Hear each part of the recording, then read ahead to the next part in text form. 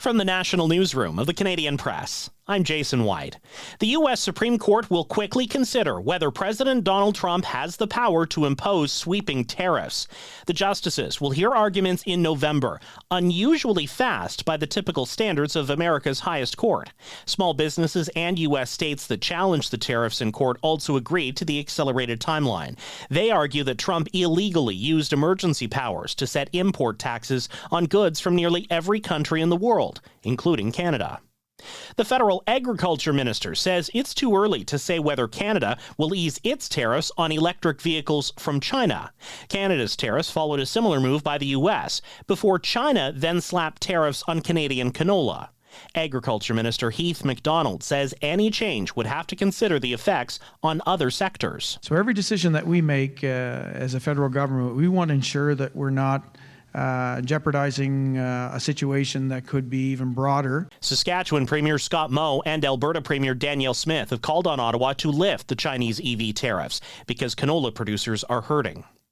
Prime Minister Mark Carney condemns Israel's military strike today on Qatar, saying it risks escalating conflict in the Middle East. Israel says it targeted senior Hamas leaders it holds responsible for the group's October 2023 attack. The White House issued a strong rebuke of Israel's strike on Hamas leaders in Qatar Tuesday. Press Secretary Caroline Leavitt telling reporters, unilaterally bombing inside Qatar, a sovereign nation and close ally of the United States, that is working very hard and bravely taking risks with us to broker peace, does not advance Israel or America's goals. Leavitt said the president views Qatar as a strong ally and friend of the U.S., and he, quote, feels very badly about the location of Israel's attack. Karen Travers, ABC News, the White House. The federal Liberal caucus is in Edmonton for meetings this week ahead of the fall sitting of Parliament. It comes as Prime Minister Mark Carney has a lofty fall agenda to move on his swiftly passed major projects bill. Carney's been promising for weeks to unveil his short list of initial projects that he wants to fast track. He's hinted about big announcements coming on ports and housing. CMHC says growth in overall housing starts was flat during the first half of this year compared with 2024.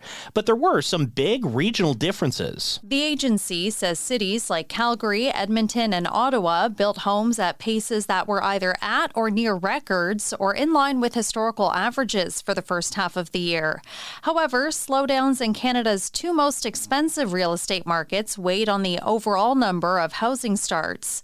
Vancouver saw a decline in housing construction. Meanwhile, home building activity on a per capita basis in Toronto fell to its lowest point in 30 years, driven by a drop in condo construction.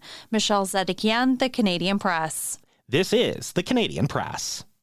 In sports, NHL Deputy Commissioner Bill Daly says he expects a decision soon on the status of 5 former Hockey Canada players acquitted in a high-profile sex assault case. The players remain ineligible to suit up for the NHL while the league reviews the court's findings. The Toronto Blue Jays have placed star shortstop Bo Bichette on the 10-day injured list with a left knee sprain. The Jays recalled outfielder Joey Loperfido for tonight's series opening game at home against Houston. The CFL's Montreal Alouettes have activated quarterback McLeod Bethel Thompson from the 6-game injured list. He's expected to start Saturday at Saskatchewan. Goaltender Dustin Wolf says he appreciates the Calgary Flames giving him a chance to play in the NHL, and he's proving it by signing a 7-year contract extension. It's worth $52.5 million US. And the Davis Cup World Group 1 tie between Canada and Israel this weekend in Halifax will be closed to fans because of safety concerns. From the Canadian Press, I'm Jason White. Thanks for listening. Don't forget to follow and subscribe. For more of today's top stories, visit thecanadianpressnews.ca.